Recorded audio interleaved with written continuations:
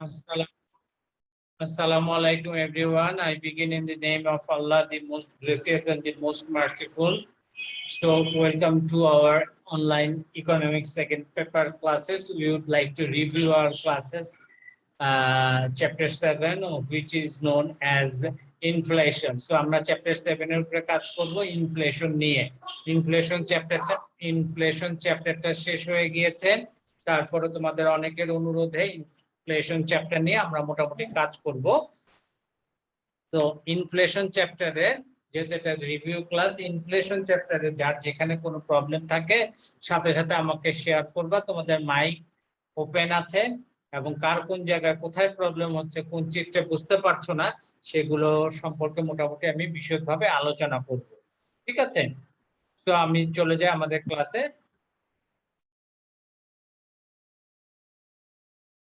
তো সবাই স্বাস্থ্যবিধি মেনে চলবো এবং ঘর থেকে বাইরে গেলে হাত পা ধুয়ে স্যানিটাইজ, ঘরে আসলে হাত পা ধুয়ে স্যানিটাইজার দিয়ে কি করবো, অবশ্যই মাস্কটা সবসময় পরে থাকবো। ঠিক আছে, সো আজকে চ্যাপ্টার 7 আমরা মুদ্রাস্ফীতি নিয়ে কাজ করব।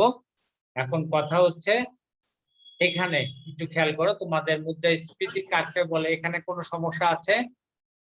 তাড়াতাড়ি বলো, মুদ্রাস্ফীতি কি বুঝো? যেহেতু রিভিউ ক্লাস, এটা কোনো ফর্মাল ক্লাস না, সো তোমাকে বলতে হবে, কথা না বললে আমরা কিছু। হ্যাঁ বলো, কে বলছো? নাম বলে বলো। আরেকবার।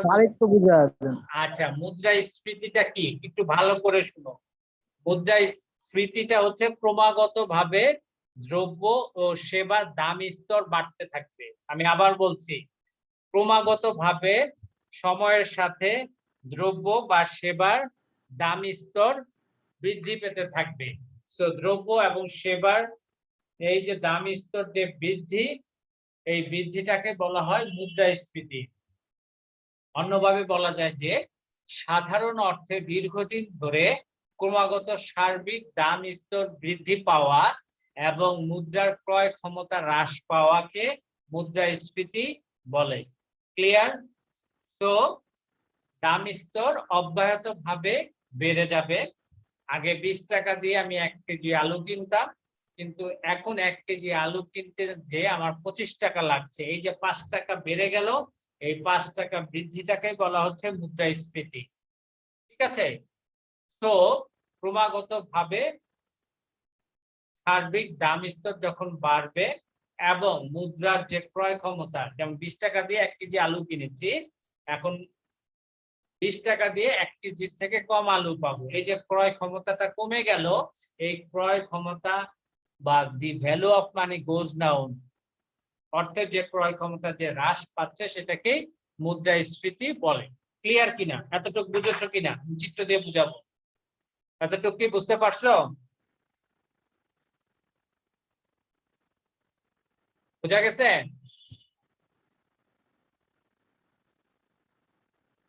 অর্পণ বুঝছো? সাব্বির, অর্পণ, আকাশ, অনন্যা চাকমা, তাপস ঘোষ, নিলয়, যারা আছো বুঝতে পেরেছো কিনা? তোমরা কথা বলো না, কথা বললে তো আমি বুঝবো না।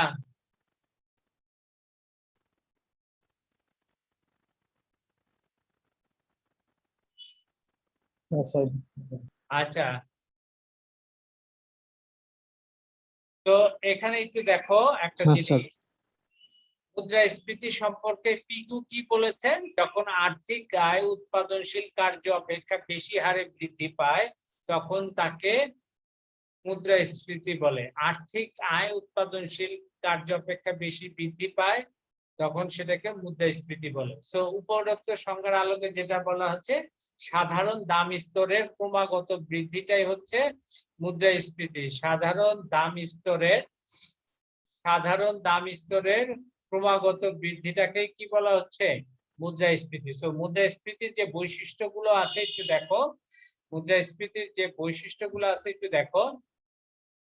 ক্রমাগত দাম স্তর বৃদ্ধি পায়, অর্থের ক্রয় ক্ষমতা হ্রাস পায়, স্বল্প পরিমাণ দ্রব্য ও সেবার জন্য অধিক ব্যয় করতে হয়। কিভাবে?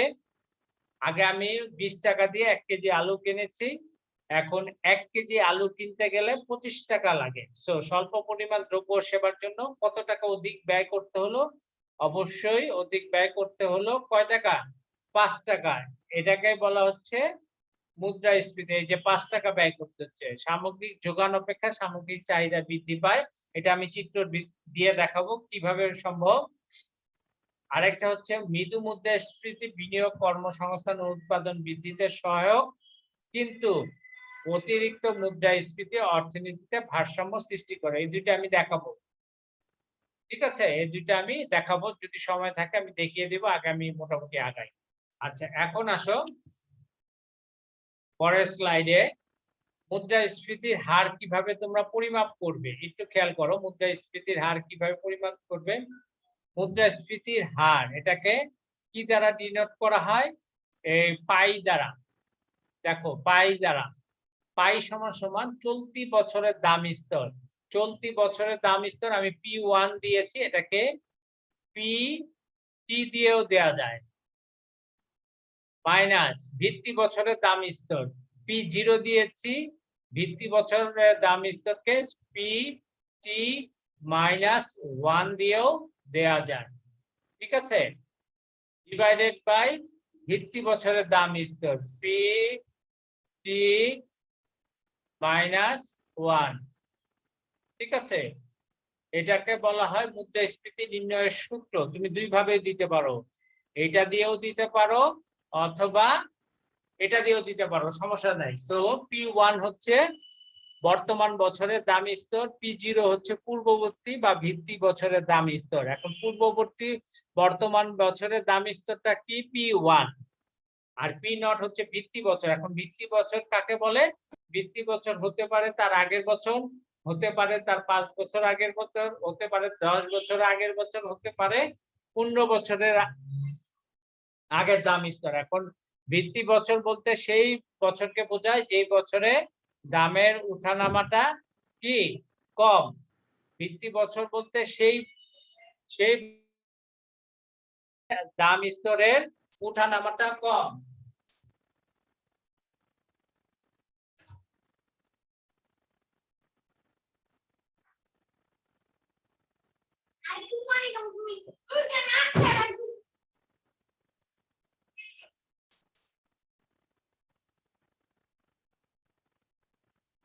তো ভিত্তি বছর বলতে কি বোঝাচ্ছে? ভিত্তি বছর বলতে সেই বছরকে বোঝাচ্ছে যেই বছরে দাম স্তরের উঠানামাটা কম।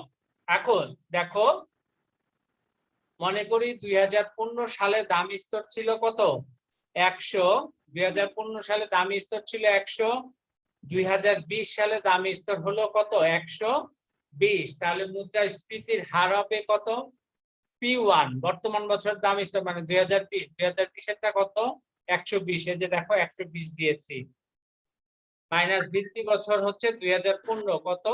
100 ডিভাইডেড বাই ভিত্তি বছরের দাম স্তর 100 ইনটু 100। সো 120 থেকে 100 বাদ দিলে থাকে 20। এই 100 এই 100 চলে গেল।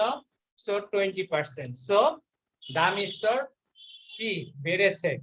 যেহেতু পজিটিভ আসছে, দাম স্তর কতটুকু বেড়েছে? 20% বেড়েছে। ঠিক আছে? এটা বোঝা গেছে?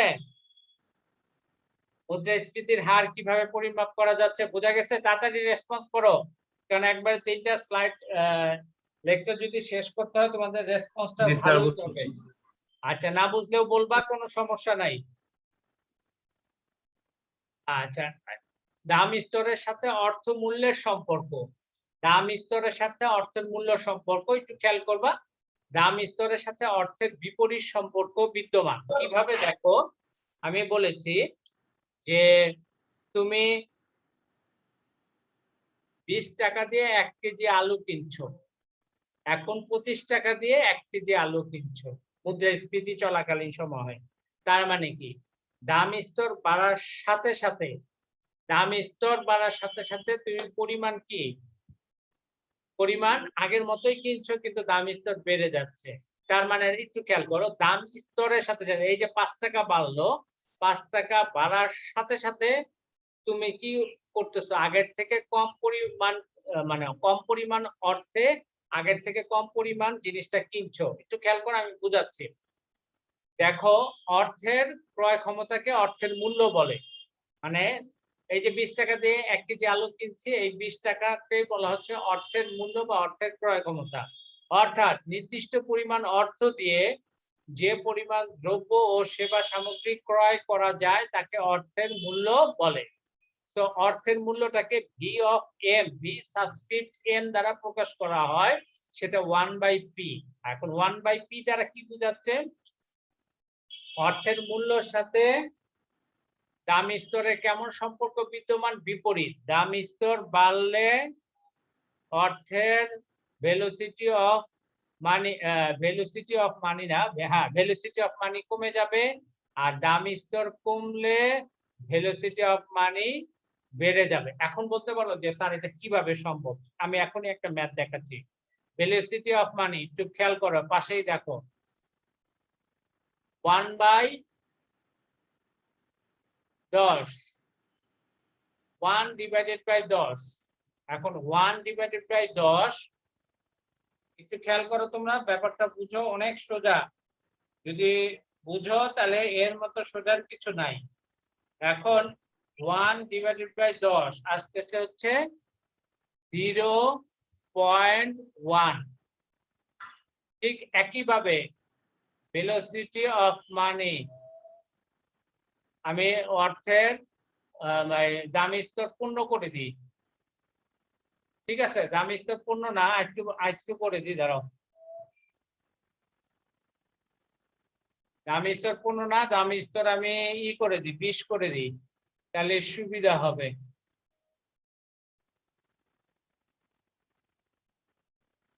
দাম স্তর 20 করে দিলাম, দাম স্তর 20, তাহলে 0.2। তাহলে একটু ব্যাপারটা বুঝো, দাম স্তর বাড়লে, দাম স্তর 10 থেকে 20 হলো, ভেলোসিটি অফ মানি বা অর্থের মূল্যটা কিন্তু কমে গেল। 0.1 কম না 0.2 কম? অবশ্যই 0.2 কম। তো আবার দেখো যে দাম স্তরের সাথে অর্থের মূল্য বিপরীত সম্পর্ক। দাম স্তর আগে 10 ছিল, অর্থের মূল্য হচ্ছে 0.1। এখন দাম স্তর বেড়ে গেল, অর্থের মূল্য আরো কমে গেল, 0.2 হলো। সো অর্থের মূল্যের সাথে দাম স্তরের কেমন সম্পর্ক? দাম স্তরের বিপরীত সম্পর্ক বিদ্যমান। সো দাম স্তর বেড়ে গেলে পূর্বাপেক্ষা কম ক্রয় করা যায়, অর্থাৎ অর্থের মূল্য হ্রাস পায়। যেমন আমি বলেছি 20 টাকা দিয়ে 1 কেজি আলু কেনা যায়। এখন আলুর দাম বেড়ে 20 থেকে 25 হলো। 25 হলে 1 কেজি আলু কিনতে আমার 25 টাকা খরচ করতে হয়। তার মানে এই যে দাম স্তর বেড়ে গেল, বেড়ে গেলে আমি ওই 20 টাকা দিয়ে 1 কেজি থেকে কম আলু কিনতে পারবো। তার মানে কি, অর্থ যে মূল্য, 20 টাকার যে মূল্য, সে মূল্যটা কি হলো? সে মূল্যটা হ্রাস পেল। তো দাম স্তর বেড়ে গেলে পূর্বাপেক্ষা কি করা যায়? কম ক্রয় করা যায়। ব্যাপারটা বুঝেছো? না বুঝলে আমাকে নক করবে। বারবার বলছি, যখনই সমস্যায় পড়বে, ইকোনমিক্স রিলেটেড কোনো সমস্যা নাই, আমাকে জিজ্ঞেস করবে। আবার অন্যদিকে দাম স্তর কমে গেলে, এই যে 20 থেকে 10 হলো, এই যে 20 থেকে 10 হলো, দাম স্তর কমে গেল, কমে গেলে পূর্বাপেক্ষা অধিক ক্রয় করা যায়, পূর্বাপেক্ষা অধিক ক্রয় করা যায়। যেমন আমি রিয়েলিস্টিক উদাহরণ দিচ্ছি, আলুর দাম 15 টাকা হলো। আগে 20 টাকা দিয়ে 1 কেজি আলু কিনতে পারলাম, এখন 15 টাকা দিয়ে আমি 1 কেজি আলু কিনছি। তার মানে কি, আরো 5 টাকা রয়ে গেছে। আরো যদি 5 টাকা স্পেন্ড করি, আরো কি হবে? আরো আমি বেশি পরিমাণ আলু কিনতে পারবো। সো দাম স্তর কমে যাওয়ার সাথে সাথে পূর্বাপেক্ষা অধিক ক্রয় করা যায়, অর্থাৎ অর্থের মূল্যটা কি হয়ে যায়? অর্থের মূল্য বৃদ্ধি পায়। এখন আমরা একটা চিত্র দিয়ে দেখবো। দেখো, একটু ভালো করে খেয়াল করো, তোমরা খুব ভালো করে খেয়াল করো, দাম স্তরের সাথে অর্থের মূল্যের সম্পর্ক।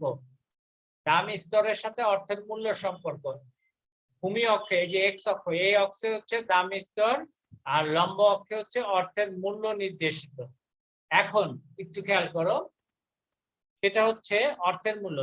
দাম স্তর যখন 1 টাকা, অর্থের মূল্য 1, আমরা ধরে নিচ্ছি অর্থের মূল্য 1। দাম স্তর যখন বেড়ে গেল, বি বিন্দুর সাপেক্ষে অর্থের মূল্য হলো অর্ধেক হয়ে গেল।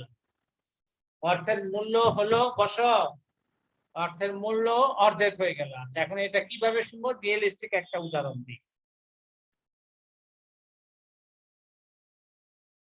ধরো আলুর দাম 10 টাকা, আমি 1 কেজি আলু কিনতে পারছি।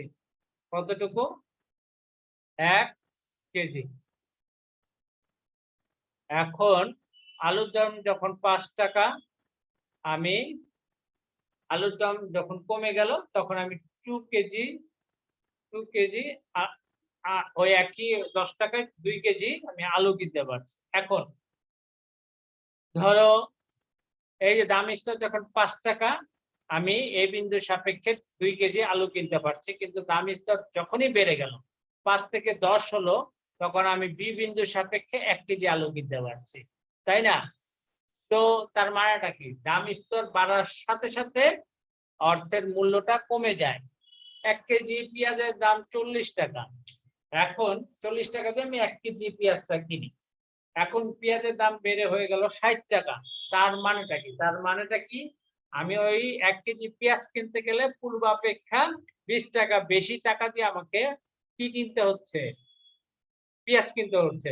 আর যদি আমি 40 টাকায় কিনতে চাই, 40 টাকা দিয়ে অবশ্যই কি কিনতে হবে? ৭৫০ গ্রাম, মানে পূর্বাপেক্ষা কম কিনতে হবে। তার মানে অর্থের যে নিজস্ব মূল্য, সে মূল্যটা কি হবে? কমে যাবে। এই যে কমে গেল। সো এ এবং বি বিন্দু যোগ করলাম, ডান দিকে নিম্নগামী রেখা পাওয়া যায়। এই রেখাটাই হচ্ছে ভেলোসিটি অফ এম এবং দাম স্তরের মধ্যে সম্পর্কের রেখা। তো দাম স্তরের সাথে অর্থের যে নিজস্ব মূল্য, সেই মূল্যটা কি হয়? বিপরীত সম্পর্ক বিদ্যমান। এখানে তোমাদের কারো কোনো সমস্যা আছে?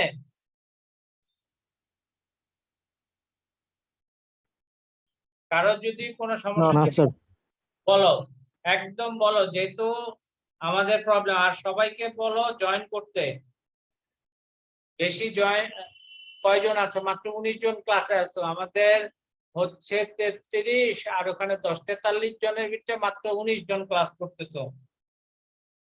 তোমাদের গাইড টিচার কিন্তু সিরিয়াস পদক্ষেপ নিবে, আমাকে বলেছে। সো বি কেয়ারফুল, আই এবং জে সেকশনের ছেলেরা। স্যার 43 জন না তো? আই সেকশনে 33 আর 10 জন হলো জে সেকশন। তো 33 আর 10 কত হয়? 43। 43 এর ভিতরে তোমরা মাত্র উপস্থিত আছো 13 জন। 13 না, সরি, 19 জন। 19 জন স্যার, 19 জন। হ্যাঁ হ্যাঁ, তোমরা 19 জন আছি স্যার। 19 জন, 19 জন আছো, আমি সহ 20। ঠিক আছে, তাহলে বাকি 23 জন কোথায়? আমারে সেটা বলো। ওরা হয়তো স্যার ঘুমাইতেছে, নাহলে কোনো জায়গায়। এখন কয়টা বাজে? 12টার সময় কিসের ঘুম? হ্যাঁ, অনেকেই ঘুমায় স্যার। আচ্ছা ঠিক আছে। বিকাল পর্যন্ত ঘুমাতে। ঘুম বের হয়ে যাবে। অনেকে একদিন পুরো ঘুমাবে, কালকে সকালে আচ্ছা, যাই হোক, আমরা চলে যাই মুদ্রাস্ফীতির প্রকারভেদ। হ্যাঁ, মুদ্রাস্ফীতির প্রকারভেদ, এগুলা নিয়ে আমি আলোচনা করব না। এখানে আমাদের যেটা দরকার বেশি, চাহিদা বৃদ্ধিজনিত মুদ্রাস্ফীতি, ব্যয় বৃদ্ধিজনিত মুদ্রাস্ফীতি, এগুলো একটু দেখে নিবা। চাহিদা বৃদ্ধিজনিত মুদ্রাস্ফীতি মানে কি? চাহিদা বৃদ্ধি পায়, চাহিদা বৃদ্ধি পেলে অতিরিক্ত চাহিদা দাম স্তরকে উপরের দিকে টেনে তোলে, আর টেনে তোলার কারণে যে মুদ্রাস্ফীতিটা হয় সেটাকে বলা হয় চাহিদা বৃদ্ধিজনিত মুদ্রাস্ফীতি। আর ব্যয় বৃদ্ধিজনিত মানে ব্যয় বেড়ে গেল, বিভিন্ন বন্যা, খরা, ড্রট, অতিবৃষ্টি, অনাবৃষ্টি, যুদ্ধ, সাইক্লোন, টর্নেডো, বিভিন্ন কারণে কাঁচামালের দাম বৃদ্ধি পেল। কাঁচামালের দাম বৃদ্ধি পাওয়ার ফলে অ্যাগ্রিগেট সাপ্লাই রেখা বাম দিকে শিফট করলো, শিফট করার সাথে সাথে দাম বৃদ্ধি পেল। এই দামের এই বৃদ্ধিটাকে বলা হয় ব্যয় বৃদ্ধিজনিত মুদ্রাস্ফীতি। এখন বলতে পারো যে স্যার তাড়াতাড়ি বলছেন।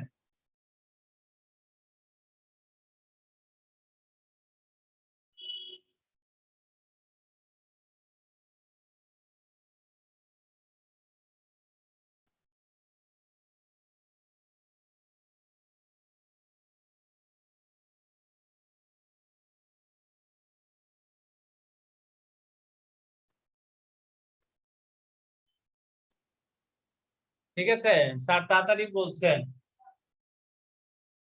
এখন আমি তোমাকে দেখাবো ইনশাল্লাহ, চিত্র দিয়ে দেখাবো।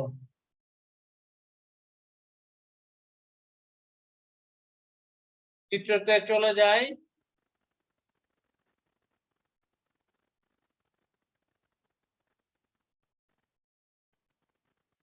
আমরা চিত্রতে চলে যাই।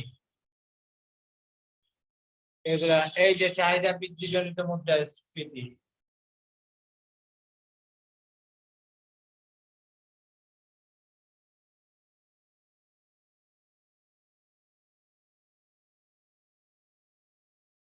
ঠিক আছে। সাধারণত বিনিয়োগ বৃদ্ধি বা অন্য কোনো কারণে ভোক্তাদের আয় বৃদ্ধি পেলে সামগ্রিক চাহিদা বেড়ে যায়, আর সামগ্রিক চাহিদা বেড়ে যাওয়ার কারণে দাম স্তর বেড়ে গেলে তাকে তাকে কি বলা হয়? চাহিদা বৃদ্ধিজনিত মুদ্রাস্ফীতি বলা হয়। ঠিক আছে, তাকে চাহিদা বৃদ্ধিজনিত মুদ্রাস্ফীতি বলা হয়। সোজা কথা, চাহিদা বাড়বে, চাহিদা বাড়লে চাহিদা পুল দি প্রাইস আপ, চাহিদার দামটাকে উপরের দিকে টেনে তুলবে, আর টেনে তুললে যে মুদ্রাস্ফীতিটা হবে সেটাকে বলা হয় চাহিদা বৃদ্ধিজনিত মুদ্রাস্ফীতি। ঠিক আছে, এখন একটু দেখো চিত্রটা, দেখো না বুঝলে দেন আমাকে বলবে, ইনশাল্লাহ বুঝে যাবে, না বুঝার কিছু নাই। একটু খেয়াল করো, ভূমি অক্ষে উৎপাদন, লম্ব অক্ষে দাম স্তর নির্দেশিত। এই যে তোমার এডি, এডি মানে অ্যাগ্রিগেট ডিমান্ড, অ্যাগ্রিগেট ডিমান্ড মানে সামগ্রিক চাহিদা, অ্যাগ্রিগেট ডিমান্ড। এডি নট, এডি নটটা কি? প্রাথমিক aggregate demand, primary aggregate demand মানে হচ্ছে প্রাথমিক সামগ্রিক চাহিদা। আর এডি ওয়ান মানেটা কি? এডি ওয়ান হচ্ছে পরিবর্তিত সামগ্রিক চাহিদা। একটু খেয়াল করো, এই যে এএস, এএসটা কি হচ্ছে? অ্যাগ্রিগেট সাপ্লাই, আর এডিটা হচ্ছে অ্যাগ্রিগেট ডিমান্ড। এই অ্যাগ্রিগেট ডিমান্ড এবং অ্যাগ্রিগেট সাপ্লাই কোন বিন্দুতে কাট করেছে? কি হলো? What is this?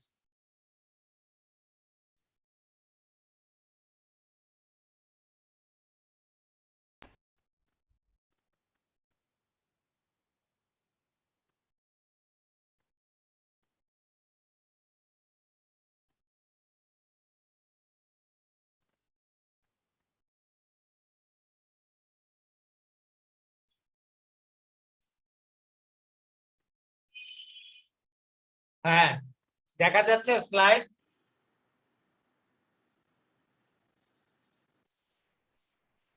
একজন রেসপন্স করো, স্লাইড কি দেখা যাচ্ছে? স্যার আপনার নেটে অনেক প্রবলেম করতেছিল স্যার।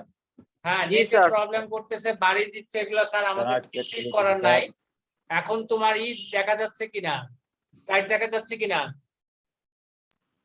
জি স্যার। হ্যাঁ স্যার। আচ্ছা আচ্ছা, তাহলে এই যে দেখো, একটু খেয়াল করো, অ্যাগ্রিগেট সাপ্লাই মানে সামগ্রিক যোগান, আর অ্যাগ্রিগেট ডিমান্ড মানে কি? সামগ্রিক চাহিদা। তো দুইটা জিনিস, একটা সামগ্রিক চাহিদা আর সামগ্রিক যোগান আর সামগ্রিক চাহিদা। এখন এই দুইটা কোন বিন্দুতে ছেদ করেছে? এ বিন্দুতে। দেখো এ বিন্দুতে দাম কত? পি নট, পরিমাণ কত? Q nought. দাম কত? পি নট, পরিমাণ কত? Q not. এখন আমি কি বলেছি? চাহিদা বৃদ্ধিজনিত মুদ্রাস্ফীতি, যে কোনো কারণে তোমার চাহিদা বৃদ্ধি পেতে পারে। কিভাবে চাহিদা বৃদ্ধি পায়? চাহিদা বৃদ্ধি পেতে পারে, তুমি একটা কোম্পানিতে জব করো, তুমি প্রমোশন পেয়েছো, প্রমোশন পেয়ে তোমার ইনকাম আগে ছিল 30,000, এখন হয়ে গেল 35,000 বা 40,000। এই যে বাড়লো, বাড়ার সাথে সাথে তোমার যে চাহিদা আছে, যেহেতু স্যালারি বাড়লো, তোমার চাহিদা বাড়বে, তোমার দ্রব্য সামগ্রীর প্রতি চাহিদা বাড়বে। সেই চাহিদা বাড়লে চাহিদা রেখা কোন দিকে শিফট করে? একটু দেখো, উপরে ডান দিকে শিফট করলো। শিফট করার সাথে সাথে প্রাইস লেভেলটাও বেড়ে গেল। দেখছো, প্রাইস লেভেলটাও বেড়ে গেল। এই যে বাড়লো পি নট পি ওয়ান, কতটুকু বাড়লো? P not P one, P not P one, এতটুকু হলেই কি হচ্ছে?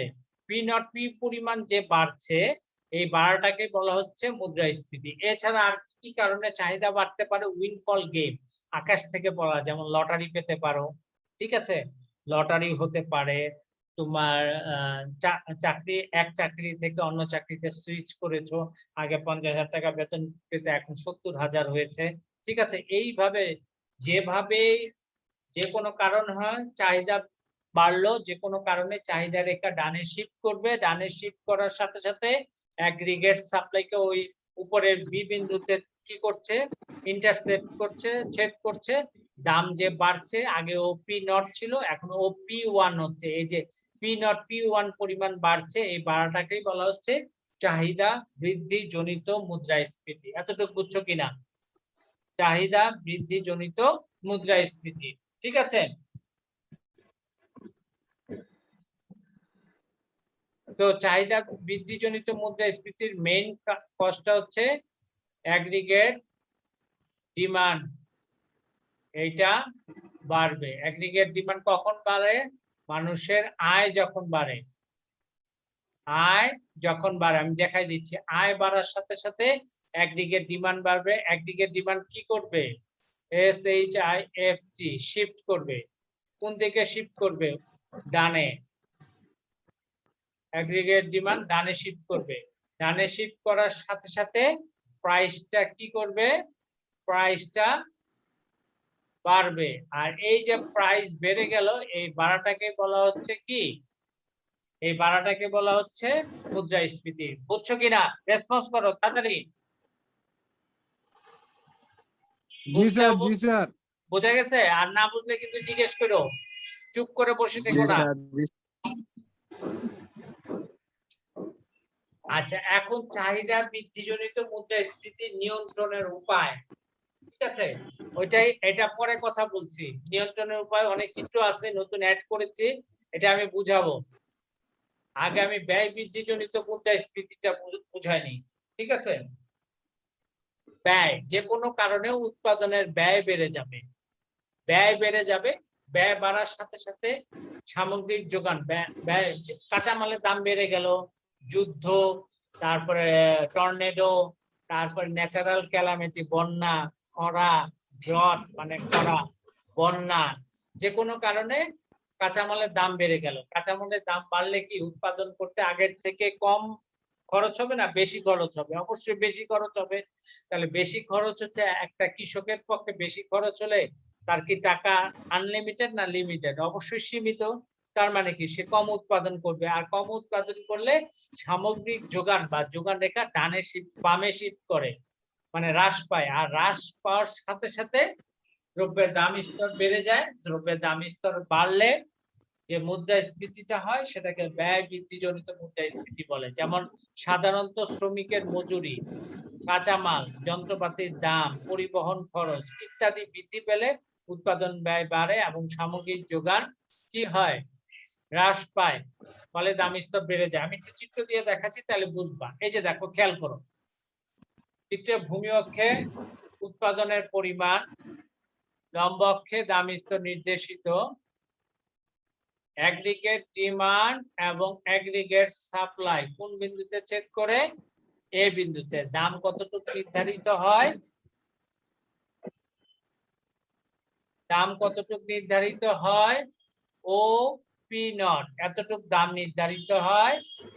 আর উৎপাদনের পরিমাণ ও কিউ নট, ও কিউ নট। এখন এখন বন্যা, খরা, অতিবৃষ্টি, অনাবৃষ্টি, যুদ্ধ, কাঁচামাল যুদ্ধ, তারপরে হচ্ছে বিভিন্ন কারণে কাঁচামালের দাম বেড়ে গেছে, অথবা তোমার হচ্ছে শ্রমিকের মজুরি বেড়ে গেছে, অথবা যন্ত্রপাতির দাম বেড়ে গেছে, বা পরিবহন খরচ বেড়ে গেছে, ইত্যাদি কারণে উৎপাদনের পরিমাণ কমে গেল। উৎপাদনের পরিমাণ কমে গেল মানে যোগানের পরিমাণ কম। তোমরা জানো যোগানের পরিমাণ কমলে যোগান রেখা উপরে বাম দিকে শিফট করে। শিফট করার সাথে সাথে, খেয়াল করো, শিফট করার সাথে সাথে যোগান রেখা এএস নট থেকে কোথায় চলে গেল? এএস ওয়ানে।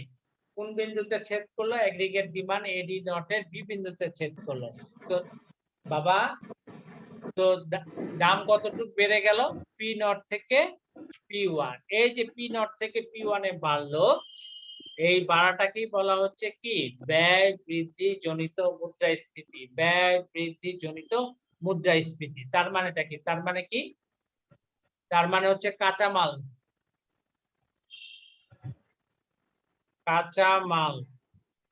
কাঁচামালের দাম।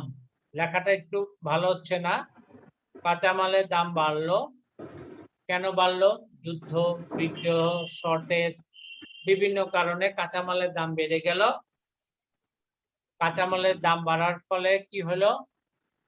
কোয়ান্টিটি মানে উৎপাদনের পরিমাণ কমলো। উৎপাদনের উৎপাদনের পরিমাণ বাড়াই দিচ্ছি দেখি, দাঁড়া আমি একটু মুছে দিচ্ছি। উৎপাদনের পরিমাণ বাড়াই দিছি, বাড়ানো হবে না। হ্যাঁ, উৎপাদনের পরিমাণটা হবে কমছে। হ্যাঁ, উৎপাদনের পরে নিচের দিকে তীর মানে কমে গেছে। উৎপাদনের পরিমাণ কোয়ান্টিটি মানে উৎপাদনের পরিমাণ কমলে অ্যাগ্রিগেট যে সাপ্লাই কার্ভ আছে, এস কার্ভ, ওটা কোন দিকে শিফট করলো? উপরের দিকে, উপরের বাম দিকে, উপরের বাম দিকে শিফট করলো। শিফট করার সাথে সাথে আমার কি হলো? প্রাইস বেড়ে গেল। এই বাড়াটাকে বলা হয় ব্যয় বৃদ্ধিজনিত মুদ্রাস্ফীতি। আমি আবার বলছি, কাঁচামালের দাম বৃদ্ধি পাওয়াতে উৎপাদনের পরিমাণ কমে গেল, আর উৎপাদনের পরিমাণ কমে গেলে যোগানকার কোন দিকে শিফট করে? উপরের বাম দিকে। এই জায়গাটা একটু খেয়াল করা, উপরের বাম দিকে শিফট করার সাথে সাথে প্রাইসটা বেড়ে গেল। এই যে প্রাইস বাড়লো, এই বাড়াটাকে বলা হয় ব্যয় বৃদ্ধি জনিত মুদ্রাস্ফীতি। এখন বুঝছো কিনা সেটা বলো। বুঝা গেছে? তাপস ঘোষ, বুঝছো? তাপস ঘোষের তো শুধু ফ্যান দেখি, আর কিছু দেখি না। চেহারা কই? 4330 তাপস।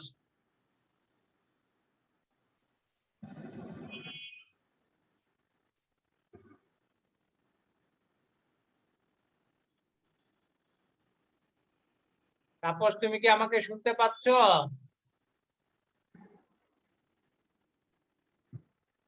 জি স্যার, জি স্যার। জি স্যার, এতক্ষণ পরে জি স্যার নাকি? আচ্ছা, ব্যয় বৃদ্ধি জনিত মুদ্রাস্ফীতিতে কারো প্রবলেম আছে? নাই? আচ্ছা, এখন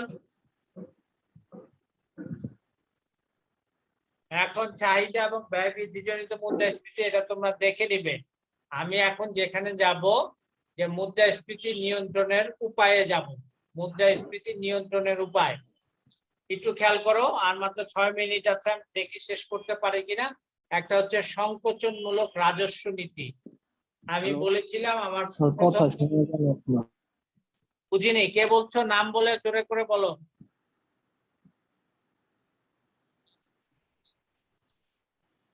অর্পণ কিছু বলছিলাম?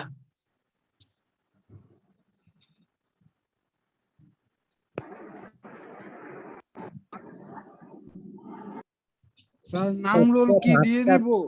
হ্যাঁ, নাম রোল তোমরা দিতে থাকো, 12:36 বাজে দিতে থাকো, 2 মিনিটের ভিতরে দিয়ে দাও। আচ্ছা, সংকোচনমূলক রাজস্ব নীতি। রাজস্ব নীতিটা কি? সরকারের আয়, ব্যয় ও ঋণ সংক্রান্ত নীতিমালাকে রাজস্ব নীতি বলা হয়। সরকারি আয়, ব্যয় এবং ঋণ সংক্রান্ত নীতিমালাকে বলা হয় রাজস্ব নীতি। ঠিক আছে? তাহলে সংকোচনমূলক রাজস্ব নীতিটা কি একটু দেখো, আমরা পরবর্তী ইসে একটু দেখি। আচ্ছা, তোমরা অ্যাটেন্ডেন্সটা খুব কুইক দিয়ে নাও, অ্যাটেন্ডেন্সটা দিয়ে নাও, কারণ আমি চিত্র বুঝাবো, চিত্র কষ্ট করে বুঝাবো। হ্যাঁ বলো, শুনতে পাচ্ছি। একটা কোশ্চেন, কাল কি স্যার অ্যাসাইনমেন্ট জমা দিতে হবে? আগামীকালকে কি বার? রবিবার। কাল স্যার রবিবার স্যার। 22 তারিখে তো কোনো ডেট নাই, ডেট আছে তো 24 তারিখে, তাও আবার সেকেন্ড ইয়ারদের জন্য। আর তোমাদের তো পঞ্চম এবং ষষ্ঠ। আমি একটু শেষ করি, আমাকে শেষ করতে দাও। আমি যতটুকু জানি তোমাদের পঞ্চম এবং ষষ্ঠ যে অ্যাসাইনমেন্ট আসবে, দুইটা অ্যাসাইনমেন্ট একসাথে জমা দিতে হবে, এবং সেটা তারিখ জানিয়ে দেওয়া হবে নোটিশের মাধ্যমে। ঠিক আছে, কথা বুঝতে পেরেছো?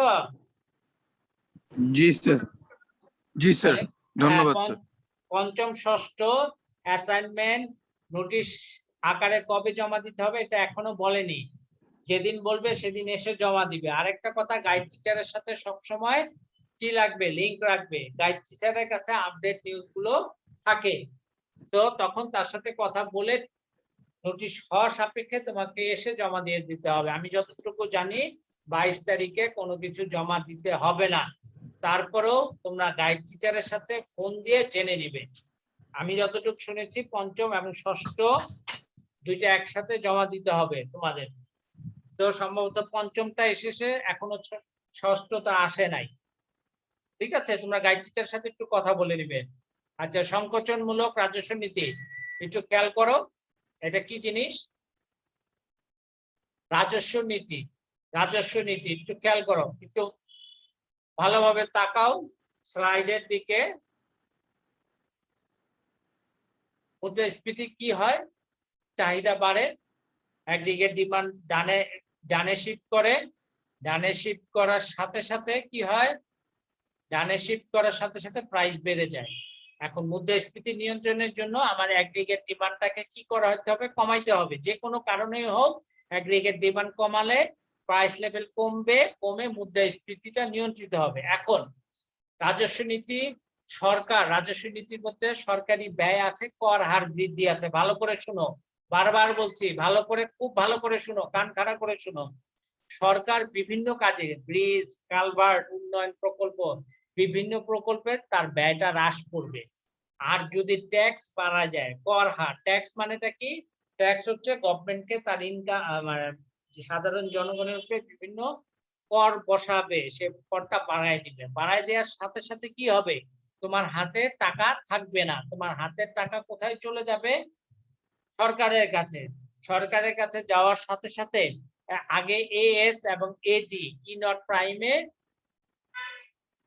সাপেক্ষে দাম স্তর পি নট ছিল, আর উৎপাদন স্তর ছিল কিউ নট। এই অবস্থায় মুদ্রাস্ফীতি রয়েছে। এখন সরকার যদি ব্যয় হ্রাস করে দেয় বা কর বৃদ্ধি করে, কর বৃদ্ধির সাথে সাথে আমার হাতের টাকা কোথায় চলে যাবে? সরকারের কাছে। আমার হাতের টাকা যখন সরকারের কাছে যাবে, আমার অ্যাগ্রিগেট ডিমান্ডটা কমে যাবে, চাহিদাটা কমবে। কমলে চাহিদা রেখা বামে শিফট করবে, বামে শিফট করলেও দাম স্তর আস্তে করে E1 ডাবল প্রাইম বিন্দু সাপেক্ষে কমে যাবে, কমে P1 এ আসবে, প্রাইস লেভেল কমে যাবে। এই প্রাইস লেভেল কমাটাকেই বলা হচ্ছে মুদ্রাস্ফীতির নিয়ন্ত্রণ, যেহেতু ই নট প্রাইমে মুদ্রাস্ফীতি ছিল। ঠিক আছে, এটা তোমাদের জন্য একটা চিত্র দিয়ে বুঝালাম, কিন্তু আসলে এটা দুইটা চিত্রের কারবার হয়। হায়ার স্টাডিজে একটু দেখে রাখো, লাভ হতে পারে সামনে। হ্যাঁ, যেমন একটু খেয়াল করো, আইএস রেখা এবং এলএম রেখা ই বিন্দুতে ছেদ করছে, ই নট বিন্দুতে সুদের হার আর নট, আর জাতীয় আয় হচ্ছে ওয়াই নট। ঠিক আছে, এই বিন্দুর সাপেক্ষে আমাদের চাহিদা ছিল কত? এডি নট চাহিদা রেখায় সাপেক্ষে দাম স্তর ছিল পি নট, উৎপাদন স্তর ছিল কিউ নট। এই বিন্দুতে আমাদের মুদ্রাস্ফীতি ছিল ই নট প্রাইমে। এখন সরকারি ব্যয় কমায় দিব বা কর হার বৃদ্ধি করলে আইএস কার্ভ, ইনভেস্টমেন্ট সেভিংস, এই আইএস কার্ভ বামে শিফট করে। বামে শিফট করার সাথে সাথে সুদের হারও পড়ে যায়, আর নট থেকে আর ওয়ানে চলে আসে। আর আইএস কার্ভ যখনই বামে শিফট করবে তখন তোমার কি হবে? অ্যাগ্রিগেট ডিমান্ড কার্ভও বামে শিফট করবে। বামে শিফট করার সাথে সাথে E1 প্রাইম বিন্দুর সাপেক্ষে, ডাবল প্রাইম বিন্দুর সাপেক্ষে দাম স্তরে পড়ে যাবে, দাম স্তর নিচে নেমে যাবে। এই দাম স্তর নিচে নামার মাধ্যমে, নিচে কমার মাধ্যমে আমাদের মুদ্রাস্ফীতিটা নিয়ন্ত্রিত হবে। ঠিক আছে, তোমরা একটা চিত্র দিয়েও বুঝাতে পারো, দুইটা চিত্র দিয়েও বুঝাতে পারো, সমস্যা নাই। এখন বলো, এটা কি বোঝা গেছে? কিছু হলেও যে কোনো সময় কেটে যাবে।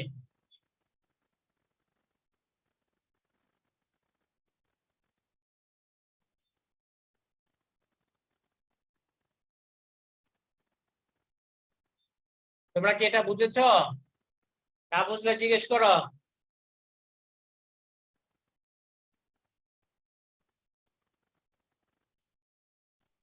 Yes, sir.